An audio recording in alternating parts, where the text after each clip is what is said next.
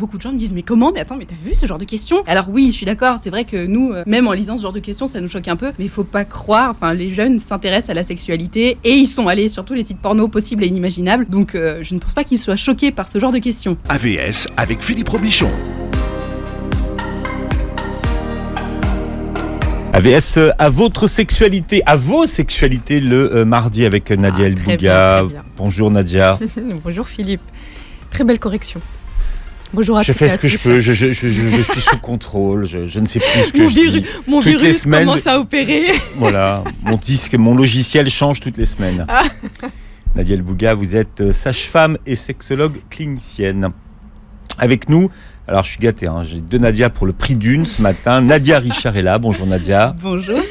Avec une, c'est pas facile, avec 2, ça va être très difficile. Ça va être rock'n'roll. Vous êtes love coach, créatrice de la chaîne YouTube Utile Futile, une aventure que vous commencez il y a 10 ans sur YouTube, et vous êtes là pour nous parler aujourd'hui de votre premier livre qui s'appelle Parlons Cash, les réponses à toutes les questions que tu te poses sur le sexe chez Larousse. Déjà, entre ce qui est utile et futile, où est-ce que vous placez le curseur ?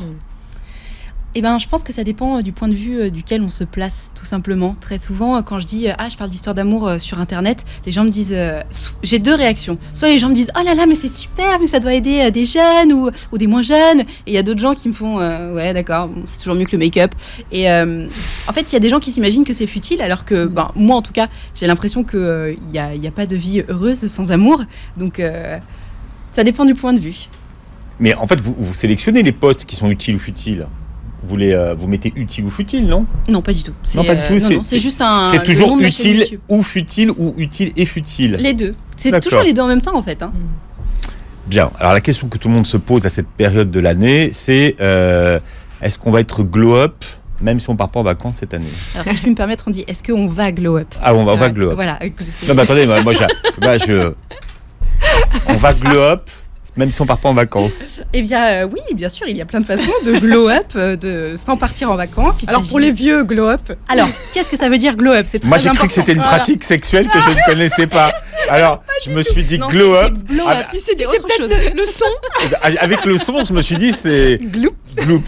Mais alors non. Glow up, c'est l'art d'évoluer vers une meilleure version de soi-même, tout simplement, qu'elle soit physique, émotionnelle, intellectuelle, sportive, enfin, ça va avec physique, bref. Donc oui, bien sûr, on peut évidemment glow up sans partir en vacances. D'accord. En lisant des livres, par exemple, pourquoi pas? Oui. Donc, elle est forte. Est-ce que vous allez profiter de l'été pour glow up? Donc oui. Est-ce que moi je vais profiter de l'été pour glow up? Mais je profite de chaque jour pour glow up. Vous connaissiez Nadia ou il n'y a que moi qui ne connaissais pas? Moi je connais parce que j'ai une fille de 13 ans quand même. Ah oui. Donc voilà. Elle glow up à 13 ans. Voilà. Le jour où elle m'a sorti ça, je me suis dit tu peux me parler en français, Inaya? Cela dit, les jeunes parlent anglais de nos jours, c'est beau. Ouais, c'est ça. On est contents. On va dire ça comme ça. Bon, au moins j'ai appris des choses. Alors il n'y a pas de tabou dans les questions que vous posez dans votre livre? Non, enfin en tout cas le moins possible. Je sais pas, le plus tabou c'est quoi? Moi il y a des passages quand même que je dirais pas à l'antenne aujourd'hui. Ouais, moi je vais les dire du coup. Non, il y aura des bips. Non, il n'y a pas de bips. Il y a une question qui fait tout le temps tiquer les gens quand je leur montre mon bouquin. Ils l'ouvrent et ils tombent toujours sur celle-là, c'est que faire du sperme si on ne l'avale pas? Alors du coup ils me disent dis donc. Attendez, non Nadia, faut prévenir avant. Là on met le bip. Et là, on a perdu tout le monde. Écoutez, vous avez posé la question, donc... On me demande quelle est la question la plus taboue, je réponds. Et c'est pour ça que on m'a demandé à partir de quel âge ce bouquin peut être offert ou lu.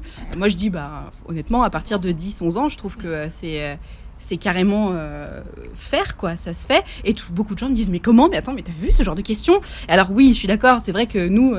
même en lisant ce genre de questions, ça nous choque un peu, mais il faut pas croire, enfin les jeunes s'intéressent à la sexualité et ils sont allés sur tous les sites porno possibles et inimaginables, donc je ne pense pas qu'ils soient choqués par ce genre de questions. D'accord.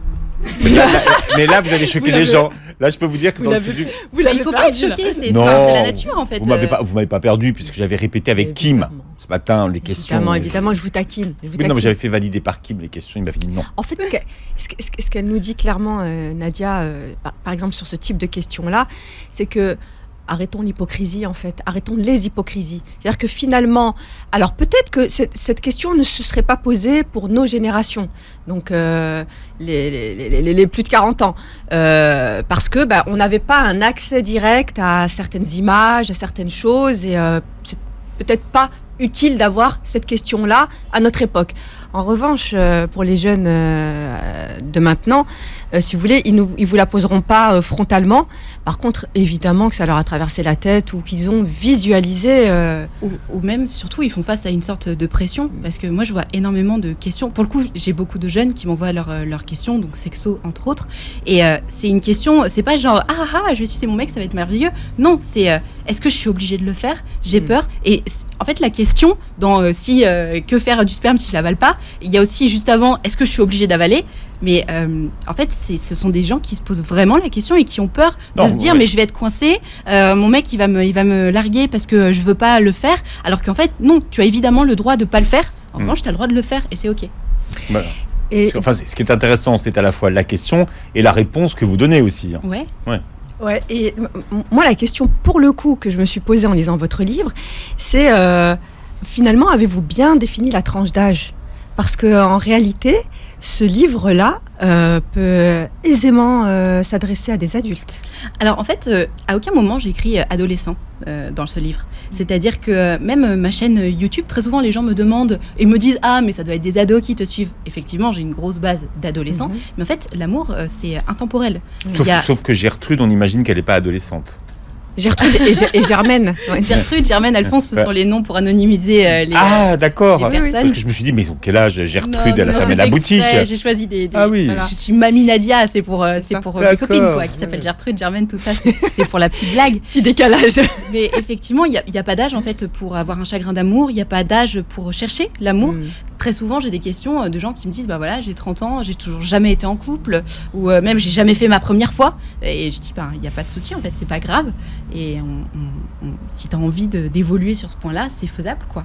Donc j'ai pas défini de tranche d'âge en fait. Elle se définit par elle-même parce que les gens se disent les histoires d'amour c'est un problème d'adolescent. Mais moi j'ai rien dit du tout. Alors effectivement, vous n'avez pas défini de tranche d'âge, mais dans vos vidéos, quand on vous suit sur les réseaux, on peut de facto vous accoler l'étiquette. Finalement, vous seriez, d'ailleurs c'est une question, est-ce que vous seriez la Kev Adams Non mais c'est une réelle question de la sexo, on va dire, pour les jeunes, c'est-à-dire finalement la fausse jeune. J'aimerais bien être identifiée comme telle parce que c'est le travail que je fais. Donc moi ce serait juste un honneur qu'on me dise oh là là, je suis la référence en termes d'amour et de sexualité pour les ados ou même juste pour les ados.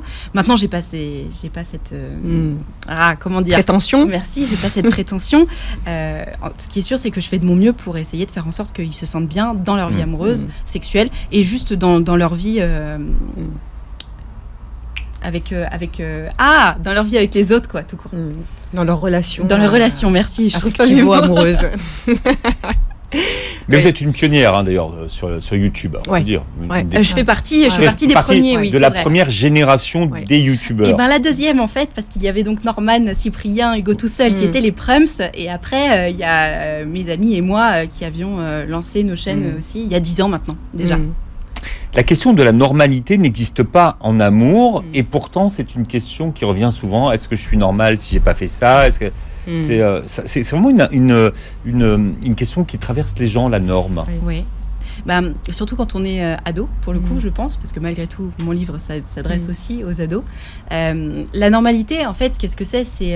C'est la majorité, finalement. Est-ce que je suis normale ? C'est est-ce que je fais partie de la majorité ? Et c'est une sorte de curseur face auquel on se compare pour savoir si on fait les choses bien ou pas. Et c'est très important quand on est ado de se dire je fais les choses bien, parce qu'on peut se cacher derrière ça. On est si sensible à ce moment-là que du coup on se demande si on est normal. Et il y a toujours un moment où on se rend compte que du coup on n'est pas dans la norme. Typiquement, quelqu'un qui me dit j'ai 27 ans, j'ai jamais été en couple, j'ai jamais fait ma première fois. Effectivement, on n'est plus dans la norme entre guillemets. Mais c'est 27 ans, c'est tout ? Ou même 35 ou oui. Mais non, mais je sais pas quelle est la moyenne d'âge pour rentrer dans sa vie sexuelle, mais il me semble que c'est beaucoup plus tôt. Ça 17 doit être 17 ans, voilà. Merci. Donc évidemment, quand on arrive 10 ans plus tard et qu'on n'a toujours rien fait, on se dit je suis pas normal. Non. Et puis surtout, on s'en fout de la normalité. Je dis très souvent que on a chacun son rythme et et c'est important de le suivre. Maintenant, c'est sûr que si tu te rends compte que 10 ans plus tard, tu as tout fait pour que ça arrive et que ça n'arrive pas, là, il y a peut-être un problème, et ouais, peut-être qu'on peut en parler, effectivement. C'est vrai que cette question de normes, elle est importante à redéfinir en fait. Et quand comme vous le faites très bien dans votre livre, on donne des explications, des conseils, voilà, des tips. Pour le coup, remettre la norme dans un contexte est intéressant. Là, en l'occurrence, vous avez parlé de la norme statistique. Après, il y a la norme biologique, il y a la norme sociale. C'est toujours intéressant de resituer la norme. Et la norme en France, c'est pas forcément la norme canadienne, pas la norme marocaine. Donc voilà, c'est intéressant de se dire que finalement, c'est quelque chose qui varie en fait, et qui est mobile aussi. Et surtout, qui évolue avec le temps. Et surtout qui est défini par nous. En fait, nous toutes et nous tous, c'est nous qui définissons la norme. Donc à titre collectif, donc on peut aussi la définir à titre individuel, finalement. Nadia ? Oui, je suis assez d'accord. Et en fait, c'est nous qui la créons et c'est nous qui nous mettons la pression autour de cette règle-là. On n'a pas besoin de toujours se référer aux autres, à l'avis des autres qui revient énormément tout le temps. Qu'est-ce que les autres font penser ? On s'en fout. On s'en fout. À partir du moment où toi, tu avances et que tu es épanoui dans ce que tu fais, pas de problème. Tout à fait. Et d'ailleurs, il faudrait bannir le terme normal. Parce que c'est normal par rapport à quoi ? C'est toujours la question. Quand on parle, par exemple, des personnes en situation de handicap, on pourrait, comme ça, de facto, dire qu'elles sont anormales par rapport à la majorité. Et en fin de compte, non. Est-ce finalement pas la société qui est anormale parce qu'elle ne s'adapte pas à la situation de ces personnes. Donc, vous voyez, quand on renverse les choses, on les voit différemment. C'est une question de référentiel, quoi. Exactement. Exactement. Ouais. Mais quand on est sous le regard des autres et qu'on vit sous le regard des autres, c'est important de pouvoir se situer. C'est vrai, bien sûr, c'est essentiel. Et c'est comme ça qu'on grandit d'ailleurs. Un enfant, comment il s'éduque tout seul en se comparant à ce que font ses parents, à ce que font ses copains. Et c'est d'ailleurs comme ça qu'il apprend, qu'il chope de chaque côté des choses pour évoluer tout seul. Donc c'est normal, c'est nécessaire, mais il ne faut pas en abuser. Avec deux Nadia, heureusement elles ont des voix qu'on ne peut pas confondre ce matin avec nous ce matin. Nadia El Bouga qui est là bien sûr et avec qui nous parlons de sexualité dans cette émission tous les mardis. Et Nadia Richard qui est notre invitée, qui est Love Coach et qui est créatrice d'une chaîne YouTube, peut-être que vous allez googler en même temps que vous écoutez l'émission, qui s'appelle Utile Futile et qui publie un livre qui s'appelle Parlons Cash, les réponses à toutes les questions que tu te poses sur le sexe. L'éditeur, c'est Larousse. Quelle est la seule chose qui compte en matière de sexualité ? Le consentement. Sans aucune hésitation. C'est vraiment c'est la chose qui traverse votre livre, mais vraiment c'est complètement important. Ça. C'est tellement important. On voit notamment en ce moment tellement d'histoires malheureusement d'agressions sexuelles, de viols et j'en passe. Tout ça, c'est pourquoi ? Parce qu'on a éduqué personne, enfin malheureusement trop peu les hommes, sur la question du consentement. Et attention, il y a aussi certaines femmes, mais bon. On ne va pas rentrer dans ce débat-là. Donc oui, évidemment, c'est le consentement qui prime, parce qu'à partir du moment où on en a envie tous les deux, il n'y a plus d'autres règles. On va dire le consentement des deux partenaires consentement mutuel, bien sûr. Pour froisser personne. À partir du moment où on en a envie et qu'on l'a exprimé. Exactement, parce qu'on ne peut pas partir du principe que si l'autre n'a rien dit, on pensait que c'est oui. Non, tant que c'est pas oui, c'est que c'est non. Donc il faut attendre le oui, c'est très important. Qui ne dit mot ne consent pas. Voilà, absolument. Alors quels sont les 3 commandements de la séduction ? Ça c'est important, notez. Les 3 commandements, c'est une interro parce que je les ai écrits dans le livre. D'accord, ok. Non, pour savoir ce qui marche à tous les coups pour la séduction. Alors, je pense qu'il n'y a rien qui marche à tous les coups parce qu'il ne faut pas se placer à partir du moment où on est en face d'un être humain, mais à partir du moment où on se place en face de telle ou telle personnalité. Typiquement, si on veut draguer un timide ou une timide, on ne va pas du tout s'y prendre de la même façon que si on veut draguer un ou une introvertie. Parce que le ou la timide va avoir vraiment besoin de pudeur, de calme, de temps, alors qu'un introverti ou une introvertie potentiellement va aimer qu'on lui fasse du gros rentre-dedans, qu'on fasse des grosses allusions devant tout le monde pour le ou la faire mousser un petit peu. Donc ce qui fonctionne en tout cas à tous les cas, c'est de s'adapter à la personne qui est en face de nous, de capter sa sensibilité et de pianoter dessus. Je pense que c'est ça qui fonctionne. Et est-ce que vous avez une définition de la séduction ? Alors oui, c'est une phrase que j'utilise beaucoup dans mes vidéos, c'est l'art de faire comprendre à l'autre qu'il ou elle te plaît. Maintenant, de quelle façon, encore une fois, ça dépend de sa personnalité. Et vous avez une phrase que j'aime beaucoup, c'est ne donne pas tout et pas tout de suite et pas tout de suite. Oui, c'est très important. Parce que tout le monde est très emballé au départ. Voilà, il faut tout donner. Mais c'est ça. En fait, je pense que si on donne tout de suite, tout s'essouffle très vite. C'est comme si on avait super faim et qu'on mangeait un maxi d'omac d'un coup. Bon, après, on n'en peut plus, on a un peu la gerbe, on n'est pas bien. Alors que si on a vraiment très très faim, mais qu'on arrive dans un super restaurant et on a une petite entrée toute légère, et là on est content, on commence à manger, c'est bon. Puis après, on sait qu'il y a le plat qui va arriver, mais on attend un peu parce qu'on sait qu'on est dans un beau restaurant et qu'on attend un petit peu. En attendant, on prend un petit verre, on discute un petit peu et hop, le plat arrive. Et puis après, on sait encore qu'il va y avoir le dessert. Bref, on prend son temps et on en profite, on savoure tout ça. Et je pense que c'est pareil en amour et même en amitié d'ailleurs. Tout donner tout de suite, finalement, ça n'a plus de valeur si on donne tout d'un coup, parce que si je te donne tout de suite, ça veut dire que demain je donne tout de suite à n'importe qui. Alors que si je prends mon temps, ça prend de la valeur, parce que finalement il faut gagner tout ça, toutes ces choses personnelles que je vais te livrer, et je pense que c'est très important. Justement, est-ce que ce timing, cette précipitation ou cette lenteur, est-ce qu'on peut dire qu'elle est liée à la confiance en soi ? Une personne qui aurait moins confiance en elle serait-elle plus prompt à tout donner, justement ? Oui, je pense, spontanément, on pourrait se dire que quelqu'un qui n'a pas confiance en soi va pas faire confiance aux autres et du coup va être un petit peu en retrait, alors que je pense effectivement que c'est plutôt l'inverse. Quelqu'un qui n'a pas confiance en soi, typiquement, va se dire « Oh là là, mais il ou elle m'a pas répondu depuis 2 heures, je vais renvoyer un message, comme ça je suis sûre, je vais me rassurer. » En fait, en donnant tout de suite, les gens se rassurent. Ils se disent « Ok, comme ça c'est sûr, je vais me rassurer sur le fait que cette personne m'aime bien », alors qu'en fait, pas forcément. Si tu donnes tout de suite, la personne, elle va saturer, et si tu te fais pas un tout petit peu désirer, c'est dans ce sens-là qu'on dit il faut se faire désirer. C'est dans le sens où il ne faut pas tout donner tout de suite. Quel est le conseil que vous avez donné et dont vous êtes la plus fière ? En disant là c'est vraiment un truc déposé, c'est Nadia. J'ai plein de petites phrases d'Instagram que j'aime beaucoup. Je peux pas dire que je sois fière de quelques conseils que je donne, parce que je le fais avec plaisir et pas par fierté, mais celui qui fonctionne très très souvent, c'est quand même, tant que c'est pas oui, c'est que c'est non. Typiquement, si tu proposes à quelqu'un d'aller boire un verre et qu'il te dit « Ah ouais, grave, je te redis ça », si t'as pas une date, une heure, un lieu, c'est que c'est non, en fait. Tant que c'est pas oui, c'est que c'est non. Pareil pour le sexe, pareil pour est-ce que tu veux sortir avec moi, pour tout ça, quoi. Retenez ça. Sinon, bientôt, Inch'Allah, c'est pareil. C'est pas oui. Voilà, ça fonctionne pas. Ne pensez pas que c'est oui. La preuve, quand vous dites Inch'Allah à un enfant, il vous dit d'accord. Mais Inch'Allah oui ou Inch'Allah non ? Donc, tout est dit. Alors, vous abordez vraiment tous les sujets. Alors, il y a le sujet pour Nadia El Bouga, c'est quoi la sexualité ? La sexualité. Oui, il attend que je tique, en fait. Non, c'est pas drôle. Si vous tiquez pas... Non, bien sûr, évidemment. Non. Alors oui. Voilà. Il y a 2 choses. J'ai adoré votre livre, évidemment. Merci. Mais il y a 2 choses, en fait, où il serait intéressant peut-être de revoir les termes utilisés. Pour moi, il n'y a pas une sexualité, mais des sexualités. Donc c'est un terme pluriel. Quand on parle de la sexualité, ça voudrait dire que finalement, on revient sur cette question de norme.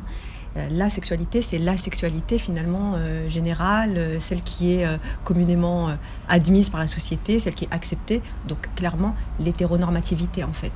Donc, est-ce qu'il ne serait pas plus judicieux, d'autant plus que vous écrivez en écriture inclusive, donc c'est-à-dire que vous êtes en plus dans votre démarche totalement inclusive, parler plutôt des sexualités pour que tout le monde s'y retrouve? Eh bien, je ne savais pas qu'on parlait de sexualité au pluriel. Et si j'avais moi non plus. Alors, figurez-vous, moi non plus. Je l'ai appris avec Nadia. D'accord. Parce que elle a mis un S quelque à chose qu'on retrouve beaucoup oui. en psychologie, etc. Ou c'est Non, du tout. En fait, c'est si vous voulez, c'est un processus de pensée qui déconstruit finalement. Quand on parle, c'est très intéressant ce que vous dites parce que c'est justement symptomatique de la norme sociétale. Ouais. On nous a et ça met en lumière la performativité du langage, c'est-à-dire qu'on nous a toujours parlé de la sexualité, donc évidemment implicitement qui renvoie aux hétéros. Qui renvoie à l'hétérosexualité. D'accord, clairement. ok. Donc ça veut dire qu'on laisse sur le banc, en fait, finalement, toutes les personnes qui ne se retrouvent pas dans l'hétérosexualité, et plus largement que l'hétérosexualité, l'hétéronormativité. Ouais. C'est-à-dire tout ce qui est en lien avec l'hétérosexualité. Alors pour le coup, c'est une chose à laquelle je fais très attention, parce qu'au début de ma chaîne YouTube Utile Futile, on m'a beaucoup dit « Ah mais Nadia, tes vidéos, elles sont hétéronormées ». J'ai découvert ce mot, et je me suis dit « Waouh, effectivement », et parce que je disais toujours « il », je disais pas « il ou elle », je disais toujours toujours il pour une fille et puis elle pour un garçon. Et je me suis dit, waouh, j'avoue, ça va pas du tout. Dans mon bouquin, lorsque je parle de la sexualité, je parle de sa propre sexualité. Donc, évidemment, effectivement, dans ma démarche, on se doute qu'à aucun moment je cherche à être on voit que vous êtes inclusive. Voilà. Enfin, on l'entend, ça respire, ça transpire. Voilà. Mais je savais pas qu'il fallait faire attention à ce terme-là et j'y ferai attention pour mes prochaines vidéos et mes prochains écrits. Mais en tout cas, c'était l'idée de parler des sexualités, évidemment. Ouais. Très bien, très bien. Je voulais juste que vous le formuliez et il a lancé la perche parce que effectivement, dans votre livre, vous êtes inclusif. Il y a la sexualité et voilà, il y a l'autre terme où là, à chaque fois que je le lisais, c'est préliminaire. Ah, les préliminaires. Ouais. En fait, préliminaire. Ouais. Alors ça, ce serait intéressant que vous fassiez une vidéo là-dessus. Vous parlez encore de préliminaire? Oui, oui. Alors pourquoi il faut pas Ce n'est pas grave. Alors, Nadia, ce n'est pas grave. C'est pas une interro. Ça va bien se passer. Voilà, non. Alors justement, pourquoi vous parlez de préliminaire? Alors, je parle de préliminaire parce que jusqu'à maintenant, on parle de première fois en imaginant que la première fois, c'est la première pénétration. Donc là-dessus, pour le coup, je souligne vraiment que l'acte sexuel ne se résume pas à la pénétration, etc. Et je sais aussi que nos jeunes, pour le coup, et puis moi-même, on parle de tout ce qui n'est pas la pénétration, c'est vrai, comme des préliminaires. Donc c'est encore une erreur de ma part. Merci de le souligner. Pas une erreur, c'est juste que vous êtes ancré dans une société, effectivement. Et quand on parle de préliminaire, ça veut dire qu'effectivement, il y a un liminaire qui est la pénétration et finalement, tout serait pénétrocentré. C'est vrai. Donc, tout tournerait autour de cet axe-là. Alors que finalement, si on considère... Parce qu'en plus, dans vos propos, vous le dites. Oui. Ça transpire hors préliminaire. C'est une erreur de vocabulaire, en fait, littéralement. C'est ça, parce que finalement, vous dites bien que un premier baiser, on considérait ça déjà comme une entrée dans la sexualité, dans les sexualités.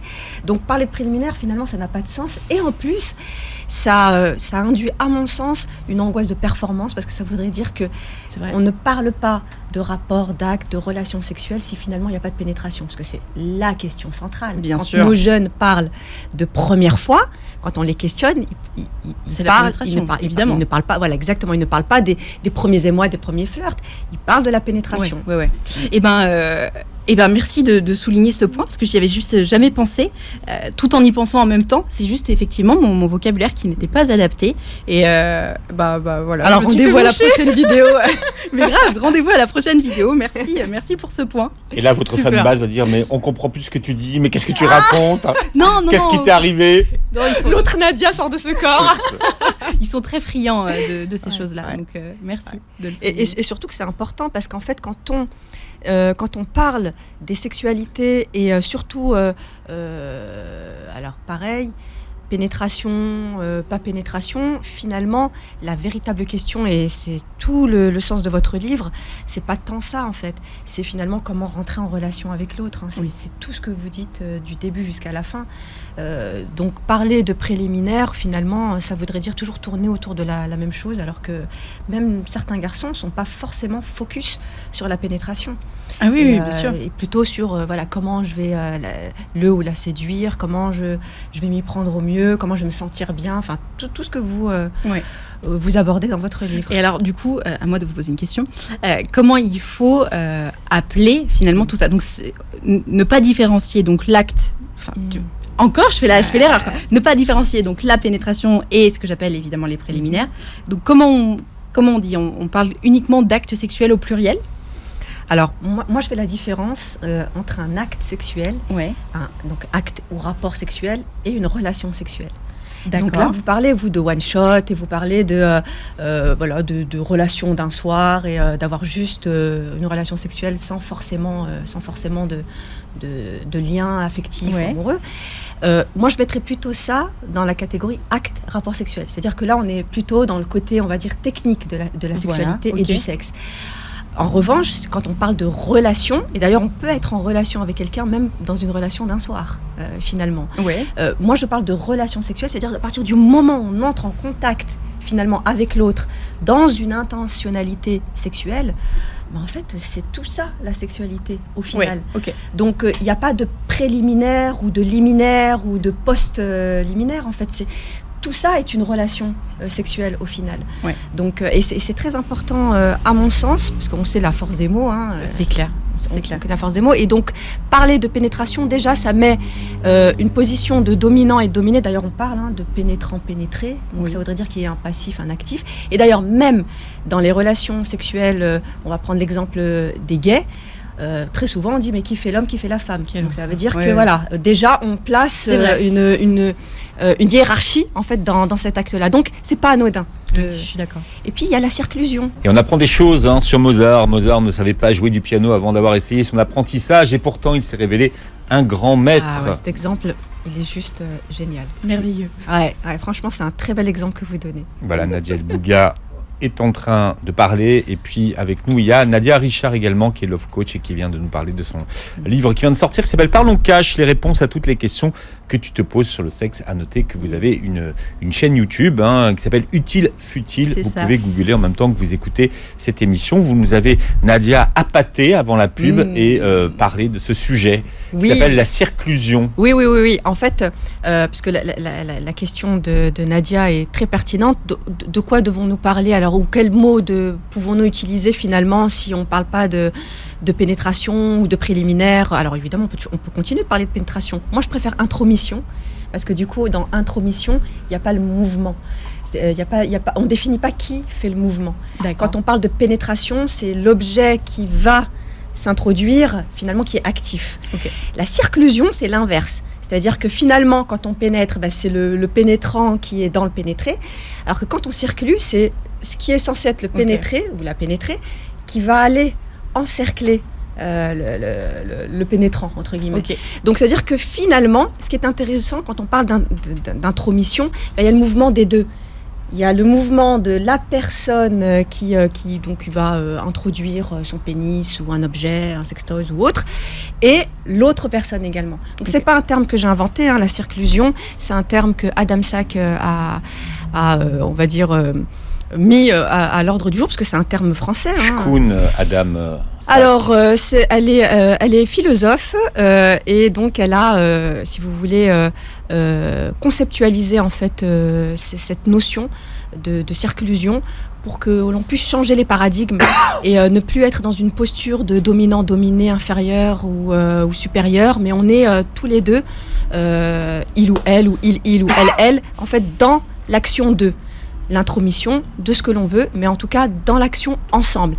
Et c'est très très important, parce qu'on sort du rapport de domination, et on le sait que, on le dit depuis 9 ans maintenant dans notre émission, le patriarcat ne s'arrête pas à la porte de la chambre à coucher, on le sait très bien. Voilà, il est sous la couette avec nous. Oh oui. Et ça d'ailleurs vous le dites. D'ailleurs, nous avons parlé de la circlusion dans une émission Sous la couette. Oui. Souvenez-vous. Tout à fait. Nadia. Alors, Nadia, l'autre Nadia Richard, vous avez un test pour savoir si on a un bon coup. Ouais. Qu'est-ce qu'il faut se poser comme question pour savoir si on a un bon coup? Alors, je ne sais plus exactement ce que j'ai écrit dans le bouquin, mais vous n'êtes pas obligé de nous dire ce qu'il y a dans le bouquin, mais oui. comme vous savez, on s'interroge toujours pour savoir si, au cas où, on ait des bons coups. Alors, à mon sens, Ouais. pour savoir si on est un bon coup, il faut se questionner sur est-ce qu'on est à l'écoute de l'autre ? Est-ce qu'on est à l'écoute de son propre corps aussi ? Parce qu'on est, encore une fois, plein d'idées reçues sur ce qu'il faut faire, sur ce qu'on doit faire, alors que si nous, on n'aime pas ça, non. Typiquement, un homme qui ne va pas aimer la fellation, s'il n'aime pas, il n'aime pas. Et il ne faut pas qu'il se force parce que les hommes sont censés aimer. Et de la même façon, il ne faut pas non plus insister quand l'autre dit écoute, non, je n'aime pas ça. Non, toutes les femmes n'aiment pas qu'on leur lèche les seins. Et si on tombe sur quelqu'un qui n'aime pas ça, il ne faut pas insister. Ouais. Donc, pour moi, c'est ça. Le secret d'être un bon coup, c'est être à l'écoute de l'autre et avoir un petit peu confiance en soi aussi. Parce que si on manque trop de confiance en soi, malheureusement, pareil, on s'interdit de faire des choses parce qu'on y colle des images. On se dit, tiens, si je fais ça ou si je fais pas ça, je vais passer pour, on va penser que. Et voilà, donc se libérer de tout ça et être à l'écoute de soi et de l'autre. Je pense que c'est la base de la base. Ouais, moi, c'est ce que j'ai adoré dans le livre de Nadia, en fait. C'est-à-dire que, et je pense que c'est la seule qui fait ça, du dev perso pour les jeunes. Mais façon affectivo-sexuelle. C'est-à-dire que les jeunes, en règle générale, on leur donne des conseils un peu tout préparé, tout fait, avec cette posture d'adulte. Là, du coup, moi, ce que j'ai adoré, c'est que vous vous mettez à leur niveau, mais sans les infantiliser, et vous leur apportez justement des outils de dev perso, mais accessibles. Et ça, je trouve ça chouette. Vraiment. C'est très important pour moi. Je me suis rendu compte, parce que j'ai une personnalité un peu rentre dedans, et souvent les gens aiment bien ça dans mes vidéos, dans mon livre ou autre. Et je me suis rendu compte que parfois je donnais des conseils, et à la fin je disais mais ça va aller, tu vas pouvoir réaliser ce que je te conseille de faire. Et à la fin, on me disait non, j'oserais jamais. Et je me suis dit, mais si tu n'oses pas, en fait, ça veut dire que je viens de passer une demi-heure à parler dans le vent, parce que moi, mon but, c'est que tu oses faire ce que je te dis.